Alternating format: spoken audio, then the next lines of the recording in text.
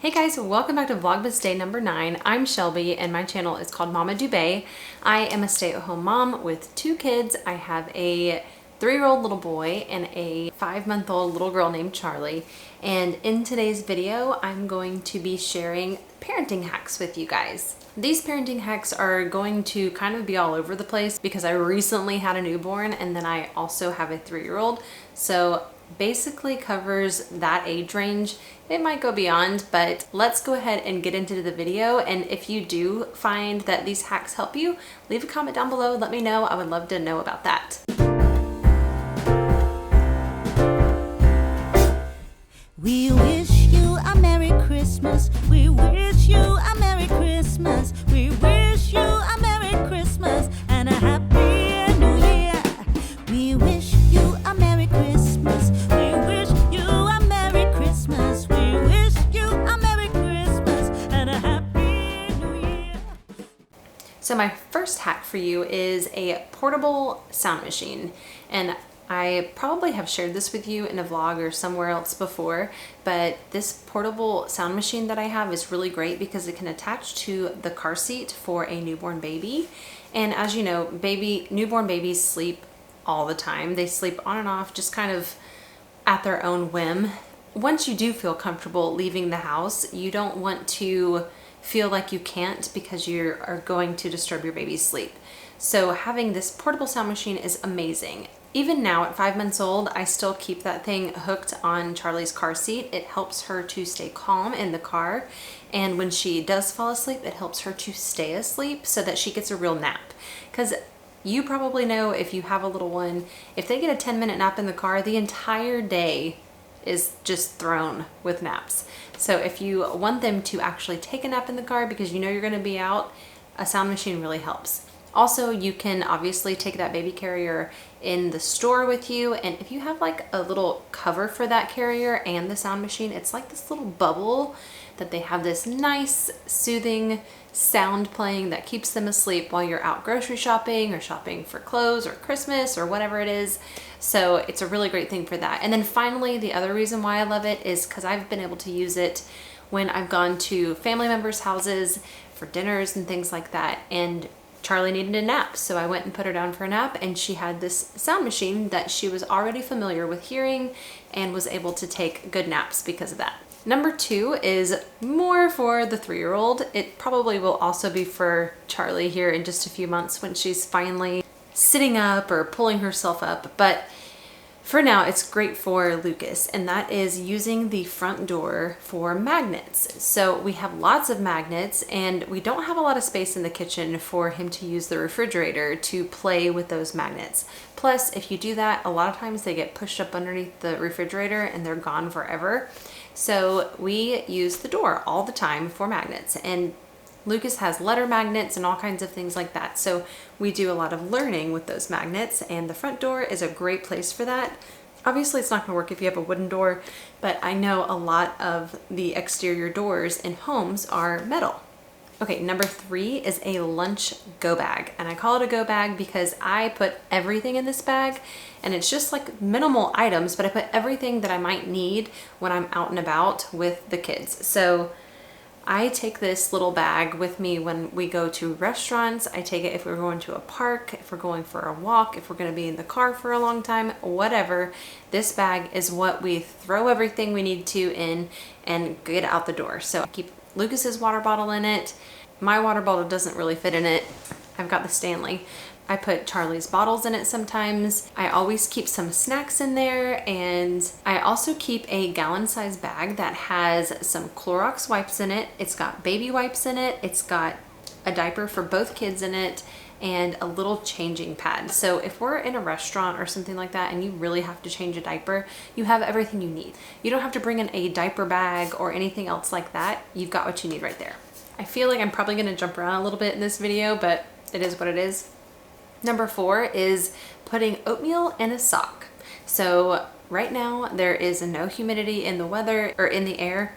It is cold, it's December, and both of my kids are just super dry.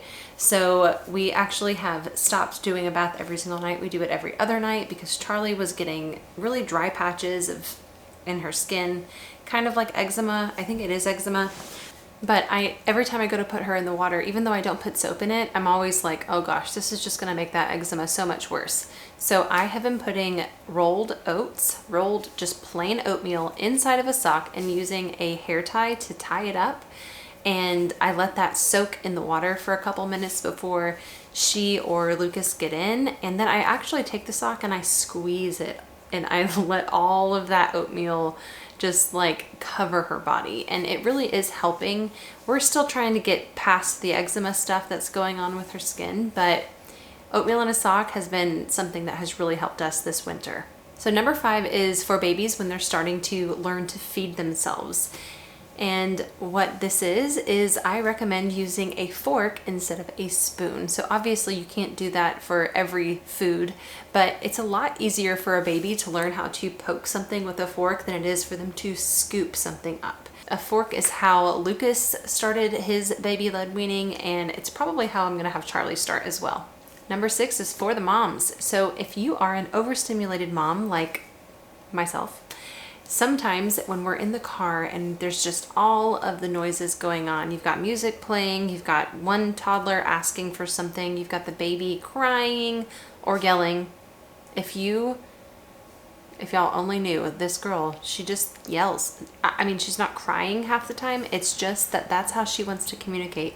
She wants to yell. Here, I'm adding a clip here so you can see what I'm saying. I'll keep it short.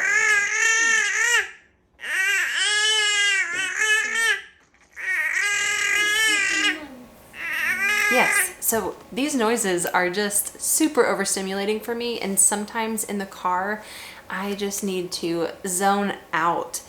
I don't recommend putting headphones in both ears. I think it's illegal to do that actually, but having one in your ear, playing something like a audiobook or a podcast or a YouTube video that you don't have to watch, just something that you can kind of like stop hearing everything else and just listen to that one thing for yourself, sometimes helps me to just remain calm and less overstimulated. Number 7 is for that newborn or toddler, and it is having a pacifier clip. So if your baby takes a pacifier, find a pacifier clip and make sure that your passy works with that. Get a different one if you need to. We actually have 2 passies that have the little hoop on it so that it actually works with a pacifier clip. Those are the car seat pacifiers that we use. I always keep one clipped to her car seat, so when we're out and about, it's really easy to find that pacifier and plug it back in. Okay, so number 8, I had to use this recently. It was pouring down the rain and we were headed to a restaurant to have dinner, and Charlie had pooped. And when she goes, it's like you have to change that diaper right away. Also, we had been to this restaurant a million times and they don't actually have those little changing things in the bathroom. I was like, we really need to stop and change this diaper. So we were like, well, it's pouring down the rain. We can't just do what we normally do. I always change her in the trunk of my car or on top of the trunk of my car, but it was pouring down rain. So what we did is we found a gas station that had the big cover, and we changed her diaper in the trunk right there. So there's a hack for you. If you need to change a diaper, it's pouring down rain and you need to do it in the car or in your vehicle, find a gas station. Number 9 is kind of long-winded, but hear me out. Make your car work for you, especially if you're in it often, if you go places with your kids often. I have hand sanitizer in all of the pockets in the car so that if I need to touch the baby, my hands can be cleaned beforehand.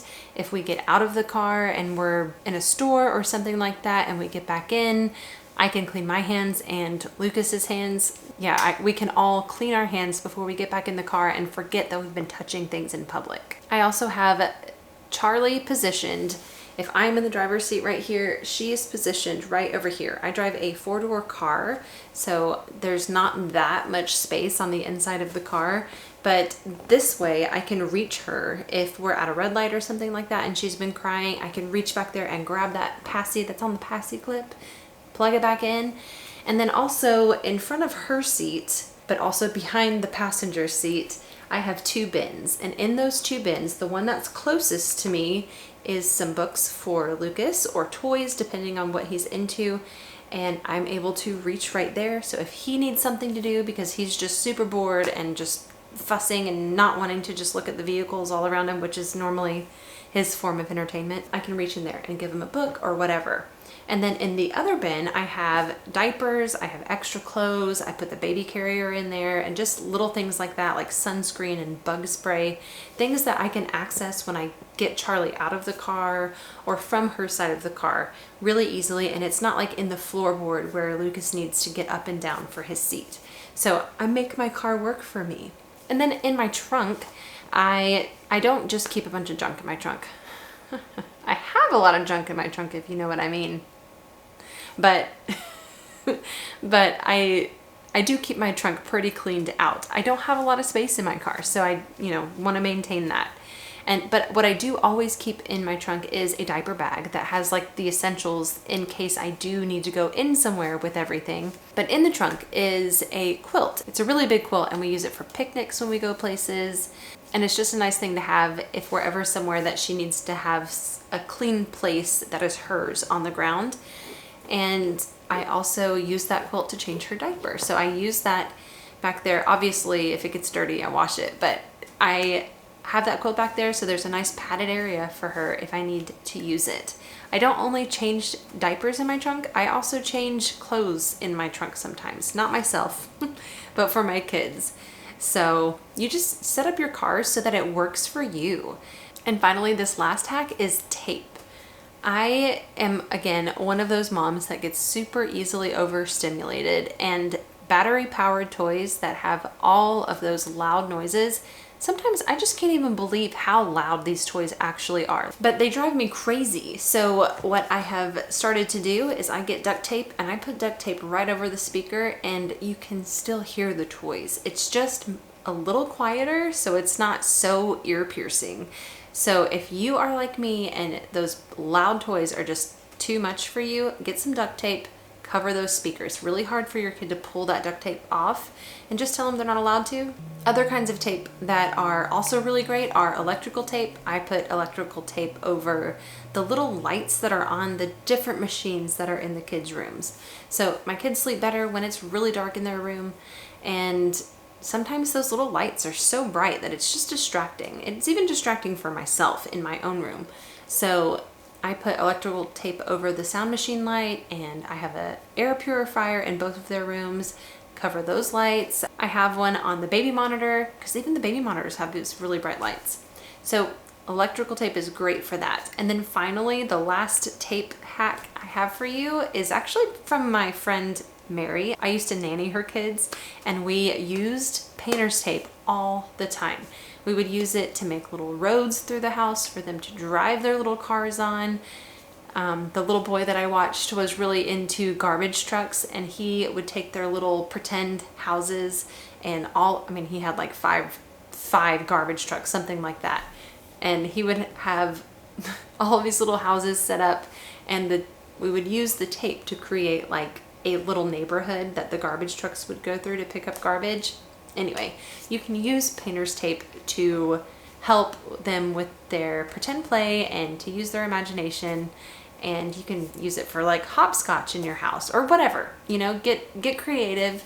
But painter's tape is great. Oh, you can also use it to hang pictures up with, and it won't pull the paint off your wall because it's painter's tape.